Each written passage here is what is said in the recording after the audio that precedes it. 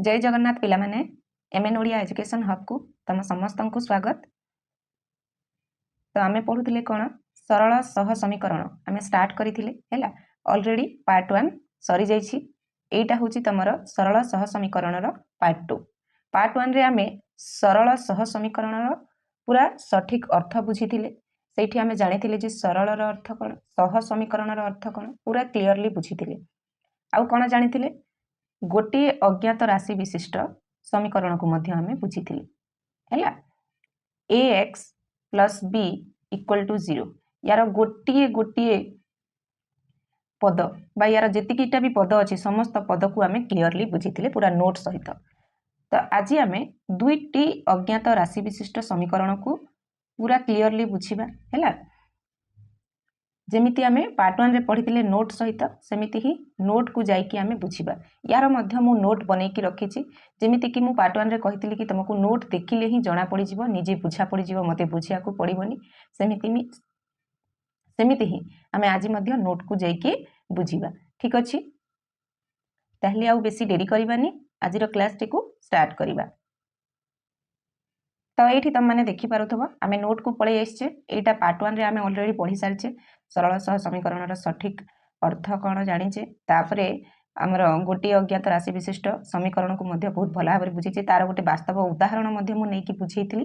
तो जो माने भी देखि ना हो पार्ट 1 ताहले पार्ट 1 जाई कि निश्चित भाबरे देखो, जहा द्वारा आजिर क्लास टी तुम मानकू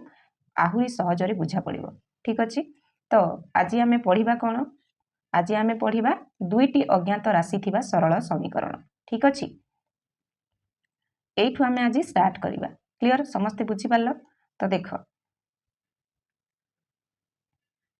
देखो तुम बही रे जहा दिया जाईछि सेही भितरु ही मु नोट करिछि, जहा द्वारा तुम माने आहुरी क्लियर हे जिवो हैला। देखो दुईटी अज्ञात राशि थिबा सरल सह समीकरण, तार साधारण रूप कोटा एटा ही बही रे देइछि a1x + b1y + c1 = 0 हैला कि। तो एटा होउछि साधारण रूप कहार दुईटी अज्ञात राशि थिबा सरल समीकरण रा साधारण रूप। एठी अज्ञात राशि को कोटा x आ y, तो दुईटा अज्ञात राशि हैला कि नै बुझी परछ। ए सब पद गुडी कर परिचय मध्य आमे क्लियरली एठी बुझिबा। मु लिखि देइछि, त माने निजे देखि कि मध्य तमे एठी जानि पारुथबो कोटा कोन बोली हैला। एठी देखो x आ y ए दुईटा जाक होचंती कोन अज्ञात राशि। अज्ञात राशि काहा को कहंती सेटा मध्य मु पार्ट 1 रे कहिछि कि नाही, जहार वैल्यू हमकु जणा न थाए ताकू आमे अज्ञात राशि कहउछु हो ना नाही। तेनु करी पिला माने मु कहउछि जो माने भी पार्ट 1 देखि ना हो ताहले जाई कि आगो पार्ट 1 देखो, तापर आसी कि जदी आजिरो ई क्लास टी करबा ताहले तुमको बहुत भला भाबरे बुझा पड़िबो। ठीक अछि, हो देखो तो x आ y ए दुईटा जाक होचंती कोन अज्ञात राशि। तापर देखिबा a1 b1 आ c1 एडा कोन। एठी a1 होछि x रो सहग, काहे कि ना a1x अछि बुझिला। तो a1 टा होछि x रो सहग, तापरे b1 होछि y रो सहग, काहे कि ना b1 y अछि। त माने देखिछो समीकरण रे a1x + b1y एमती अछि ना नै। तो a1 होछि x रो सहग, b1 होछि y रो सहग, आउ c1 टा जो केवल अछि सेटा होछि ध्रुवक राशि। बुझि परलो, c1 टा होछि कोन ध्रुवक राशि। तो एठी a1 b1 और c1 ए तीनटा याक होचंती वास्तव संख्या बा रियल नंबर्स। बुझि परलो। आउ गोटे एठी कंडीशन कोन, ए जो दुईटी अज्ञात राशि विशिष्ट समीकरण रे तार कंडीशन मध्ये अछि बा शर्त तमे कहि परिबो। शर्त अछि कोन जे a1 + b1 हैला, a1² + b1²। देखो ए दुईटा जाक शून्य होई परिबे नाही। बुझि परलो, a1 + b1 does not equal to 0। a1 और b1 दुहे एका संगे शून्य होई परिबे नाही। क्लियर, एटा होछि शर्त। ताहले एबे हमें उदाहरण को जिबा। एमानकर गोटी गोटी पद तमे क्लियरली बुझिलो, ताहले एबे हमें जिबा उदाहरण को। एठी देखो मु उदाहरण नेछि x + y - 5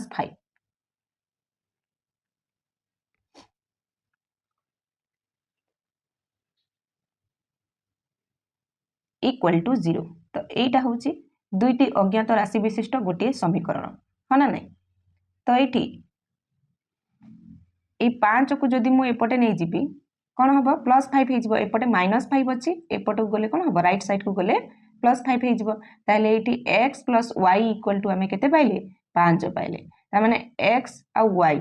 ए दुटाकर भैल्यू मिसिकी 5 है किंतु आमको केते जना नाही ताहले देख एठी जदि आम x इक्वल टू 1 नबा ताहले y इक्वल टू केते नबाकू पड़िबो 4 नबाकू पड़िबो जहा द्वारा 1 आउ 4 मिसिकी केते हेबे 5 हेबे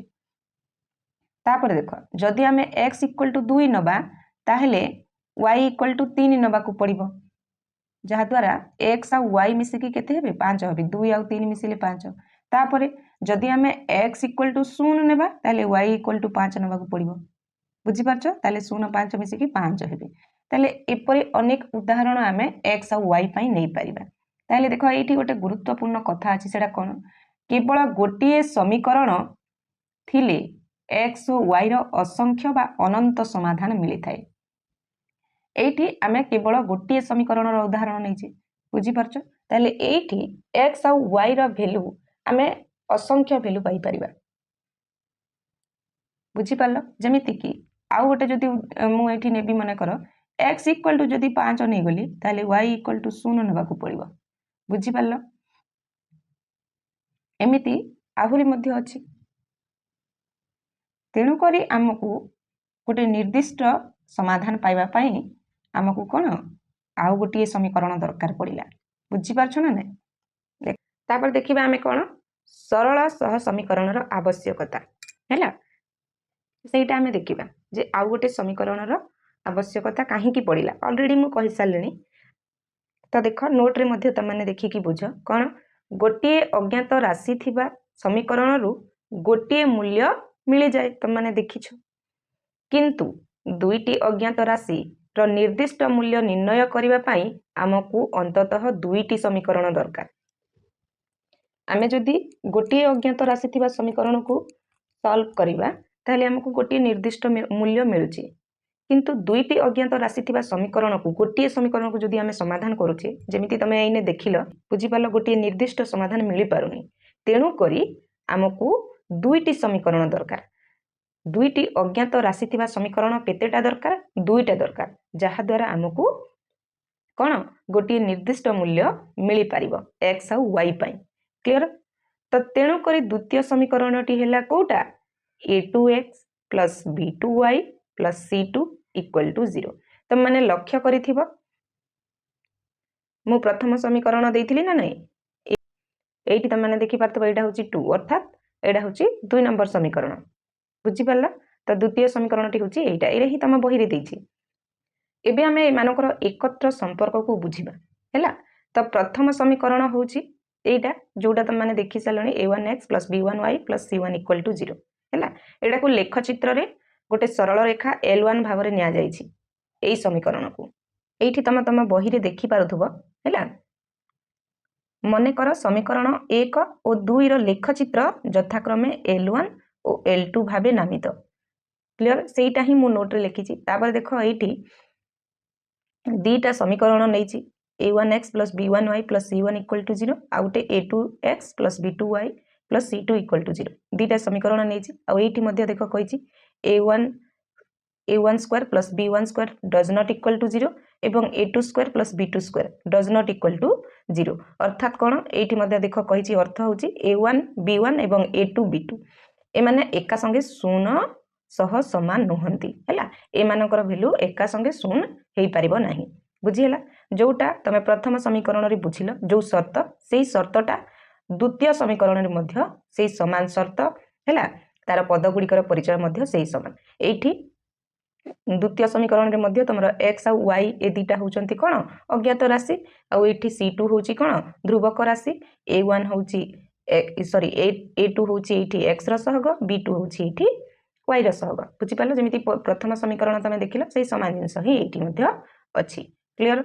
तम बही रे जहा लेखा है ना पिला माने मु ता भीतर हूँ एठी नोट करिछि अलगा कोनोसी बाहर जिंस मु तुमको पढौ नै तेणु कई मन देकी सुनो जो लेख चित्र कथा मु एठी कहूची एडा ही होची तमर से लेख चित्र एडा को तुमको कोन गोटे ग्राफ रे आंकिया को पड़िबो ग्राफ पेपर जो थाउची तुमने तो देखि जानी सेठी एटा को आंकिबा को पड़िबो हैला आमे बही को आसिकी एई लेखचित्र को मध्य आमे क्लियरली बुझिबा ठीक अछि तो एबे आमे नोट को जिबा तो देख तापर देख द्वितीय समीकरण कोटा a2x + b2y + c2 = 0 एटा लेखचित्र रे अन्य एक सरल रेखा कोटा l2 हैला प्रथम समीकरण पाई नै छे कोटा l1 द्वितीय समीकरण पाई l2 लेखचित्र रे ठीक अछि लेखचित्र रे तो समीकरण रो समाधान काहा को कहा जाय सेटा एबे आमे देखिबा देखो x और y रो जेउ मूल्य उभय समीकरण को एका संगे सिद्ध बा संतुष्ट करे जाको तमे सैटिस्फाई करूछ हैला x और y रो जेउ मूल्य उभय समीकरण को एका संगे सैटिस्फाई करे ताहा को ही समीकरण रो समाधान कहा जाय तो समीकरण रो समाधान काहा को कहा जाय सेटा जानि पारलो क्लियर ज्यामितिक दृष्टि एही समाधान हेउची सेही दुईटी सरल रेखार छेद बिंदु जदि आमे ज्यामितिक हिसाब रे देखिबा तमरो जो ग्राफ रे जोटा तमे आंकिबो से हिसाब रे जदि आमे देखिबा ताहले से दुईटी सरल रेखार छेद बिंदु हैला से दुईटी सरल रेखा जोटी छेद करथिबे तांकर छेद बिंदु जो सेटा होची तार समाधान क्लियर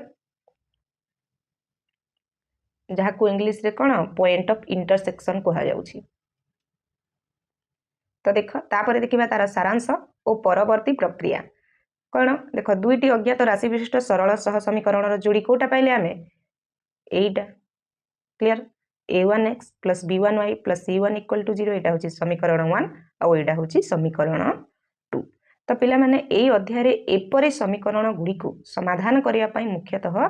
दुईटी उपाय सिखा जाय केतोटी उपाय दुईटी उपाय कौन से दीटा उपाय चलो देखिया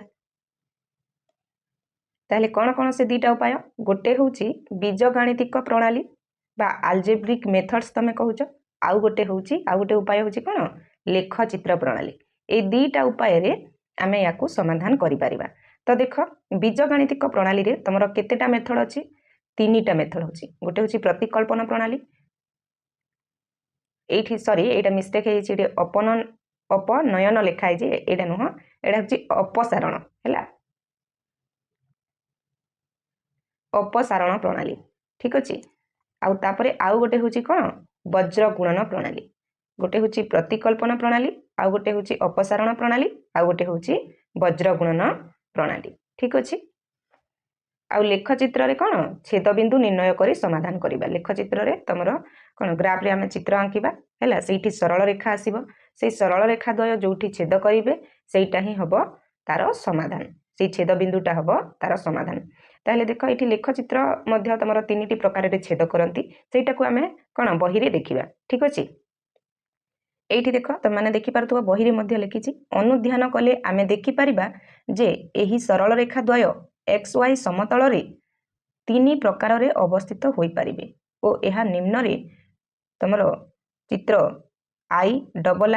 आउ ट्रिपल I रे दर्शित होईछि ए जो चित्र तमे देखुछ एठी दर्शा जाईछि बोली कहूछि क्लियरली तम माने देखि पारुथबो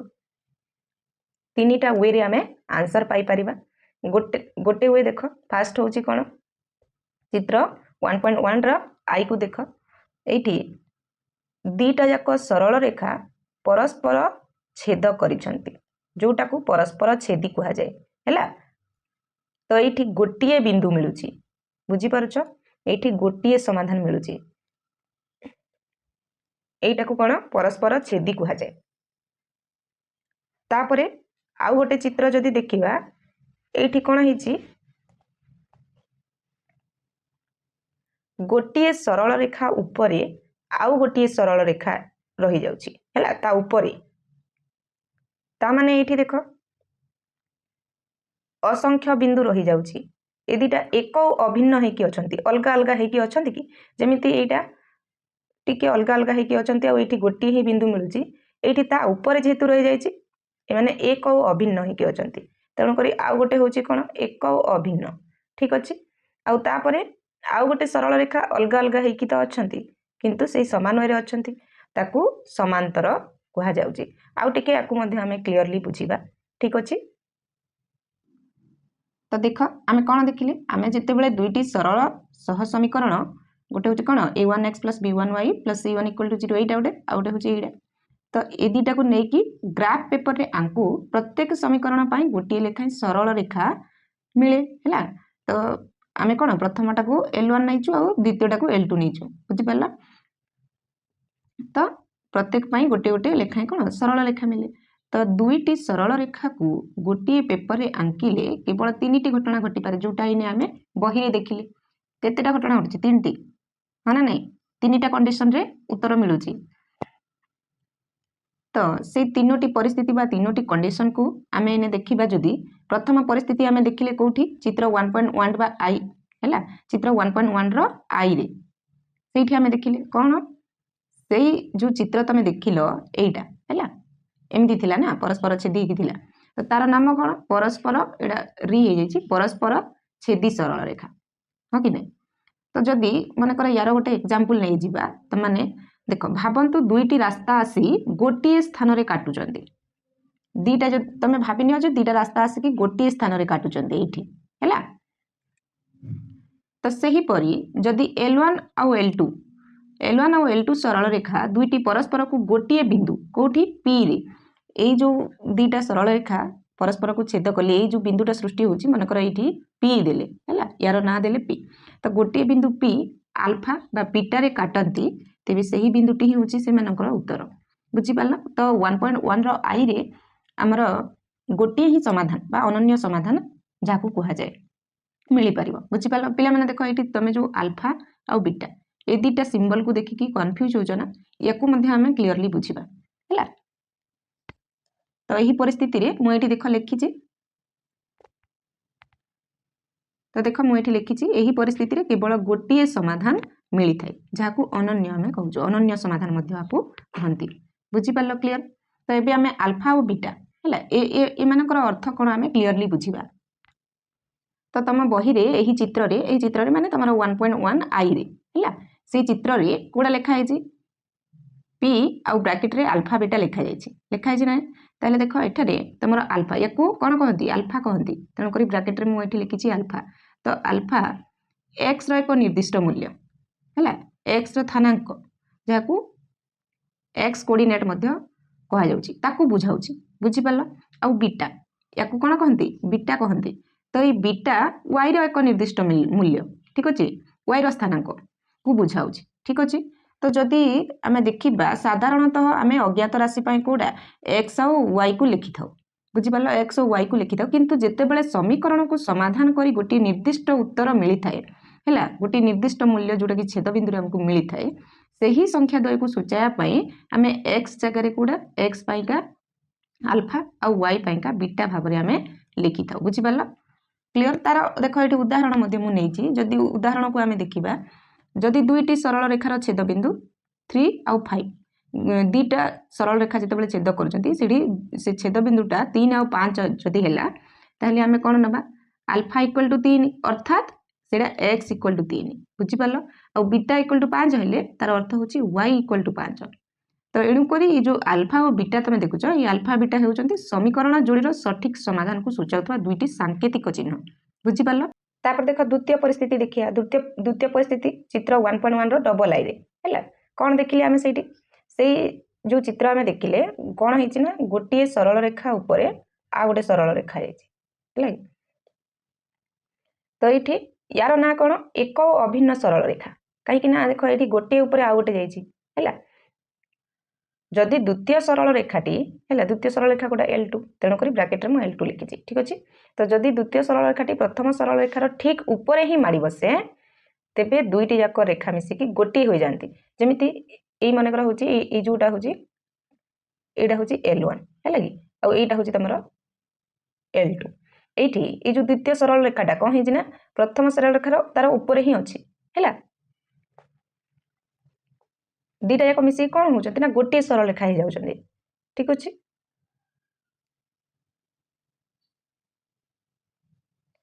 तो यार अर्थ कौन यार अर्थ प्रथम रेखार प्रत्येक बिंदु द्वितीय रेखा उपर अच्छी बुझीपार ये जो प्रथम सरल रेखा तुम देखुच से प्रथम सरल रेखार प्रत्येक बिंदु ये द्वितीय सरल रेखार अच्छी असंख्य अच्छी बुझीपार जोटा को आम गणी पारिबानी तो यही परिस्थिति रे आमे असंख्य समाधान पाई परिबा ठीक अछि। यही परिस्थिति रे असंख्य समाधान मिली थाए। एटा होची द्वितीय चित्र पय ठीक अछि। तापर देखिबा आमे तृतीय चित्र पय तृतीय परिस्थिति आमे कोन देखिले 1.1 रो ट्रिपल आई रे से चित्र रे आमे कोन देखिले तार ना कोन समांतर सरल रेखा हैला केमति थिला एमती हेकी थिला हैला। यार जदि आमे देखिबा देखो जेपरि कि रेल धारणा रेलवे ट्रैक तमे जदि देखिबो दुईटी लाइन परस्पर सह केबे भी मिसंतिनी मिसंती कि केबे भी मिसंतिनी ए दीटा जो लाइन जो थांती ए दीटा एक मिसुचंती कि केबे भी मिसु नांती बुझि पालो। तो सही परि जदि L1 और L2 परस्पर सह समांतर रहंती हैला तेबे से माने केबे भी परस्पर को छेद करिबेनी परस्पर को छेद करिवे कि करिबेनी।